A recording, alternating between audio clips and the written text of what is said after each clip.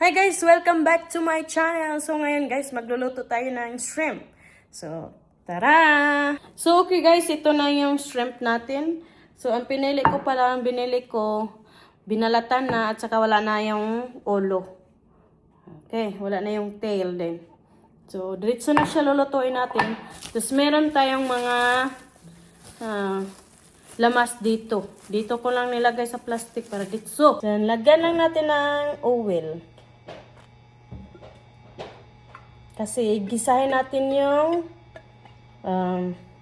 mga lamas natin. Diba?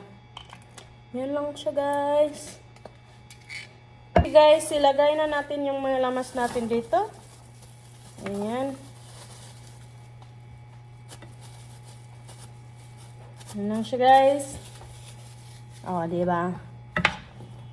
Hindi pa pala mainit yung oil natin. At saka konti lang yung nilagay ko na oil.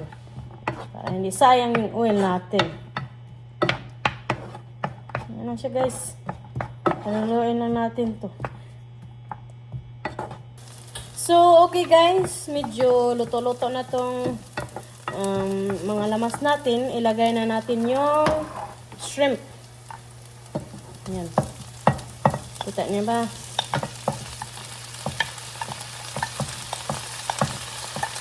Ayan. Tapos, i-mix lang natin to.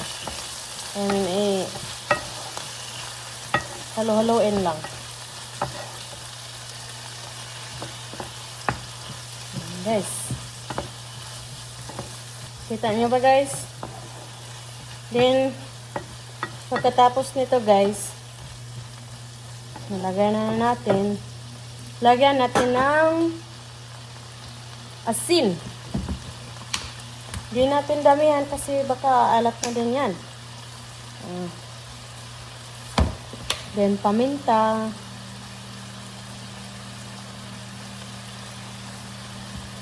Nilagyan din natin ng soy sauce.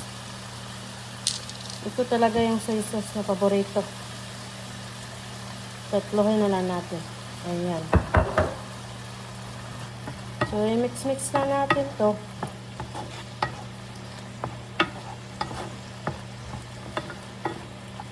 Yun lang guys. Diba? Bilis oh. Since mabilis lang to maluto, kasi shrimp naman to, malambot naman yan.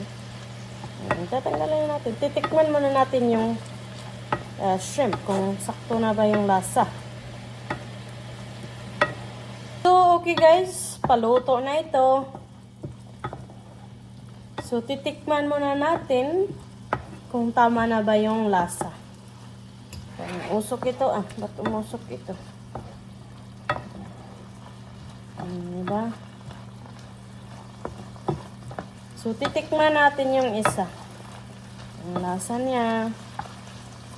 Kunti lang naman to.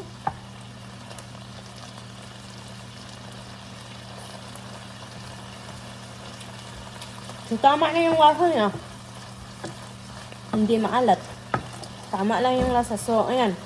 Gagawin natin, since may mga sauce pa ito konti, antayin lang natin na maano itong sauce.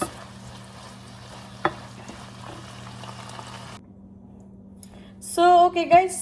Luto na ito. Lagyan natin sa plato. Para kakain na tayo. Ayan lang siya guys. Bilis ito maluto pag shrimp. Fried mo lang siya. Kung ikaw gutom ka, nagmamadali ka, ano lang gagawin mo? Bili ka ng shrimp. Ayan. Ayan. Pagkatapos yan guys, lagyan natin ng... May broccoli ako niluto sa isang kalan. So ito yung broccoli. So lagyan natin tong broccoli dito. Ang ginawa ko pala sa broccoli guys, giboil ko lang to, nilagyan ko ng asin at saka butter. Diba? Ganyan lang siya guys. Ganyan ang kasimple yung kainan natin. Okay, tara. Tingnan nyo guys kain. Okay guys, titikman na natin yung luto natin na shrimp.